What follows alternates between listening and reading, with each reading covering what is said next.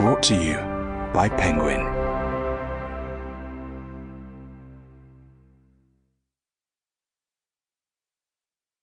The Price of Time by Edward Chancellor. Read by Luis Soto. Nothing is more amusing than the multitude of laws and canons made in every age on the subject of the interest of money, always by wiseacres who were hardly acquainted with trade, and always without effect. Richard Cantillon, 1730.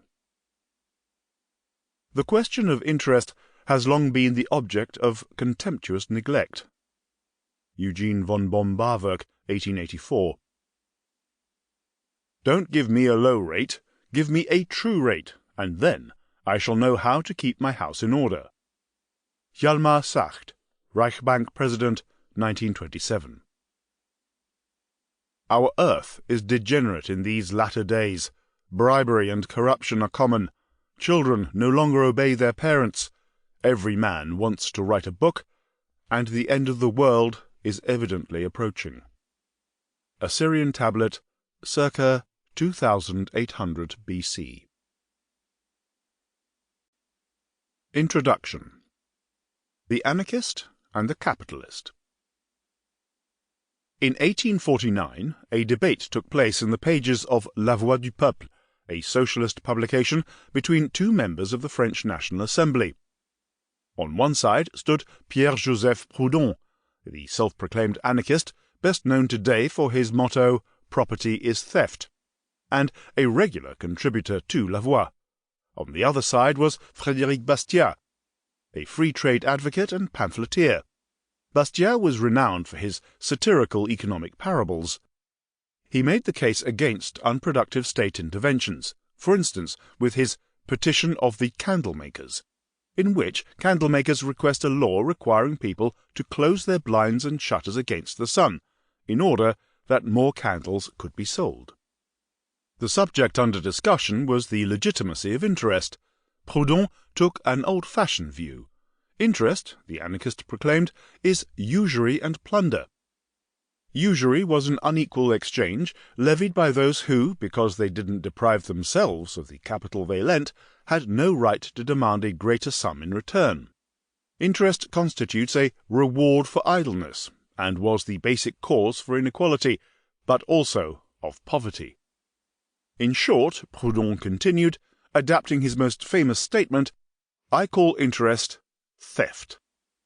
That was not the end of the critique. Proudhon complained that interest compounds debt over time, so that a loan over time would grow to become larger than an orb of gold the size of the earth. Charging for loans slows the circulation of money, he suggested, causing the stagnation of business, with unemployment in industry, distress in agriculture, and the increasing imminence of universal bankruptcy. Interest fuels class antagonism and restricts consumption by raising the price of products. In a capitalist society, says Proudhon, workers can't afford to acquire the objects they produce with their own hands. Interest is like a double-edged sword, concluded Proudhon. It kills, whichever side it hits you with. There was nothing original in Proudhon's invective. His complaints had an ancient pedigree. He cited the Hebrew word for interest, nesher, which derives etymologically from the bite of a serpent. Proudhon's rhetoric was high-flown and repetitive, and his economic analysis was not profound. In his History of Economic Analysis, Joseph Schumpeter lamented Proudhon's complete inability to analyze.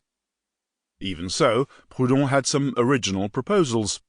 He wanted to nationalize the Banque de France, expand the money supply, and reduce interest rates close to zero. His People's Bank would charge 0.5% to cover its costs. Gold would be replaced by paper money. In addition, Proudhon demanded a tax on capital, tantamount to negative interest. The reduction in interest he envisaged would instantly produce incalculable results all over the Republic and across Europe. There would be no more debt. Insolvencies and bankruptcies would decline, consumption would increase, and labour would be guaranteed employment. Once interest was no longer taken by the Sample complete. Ready to continue?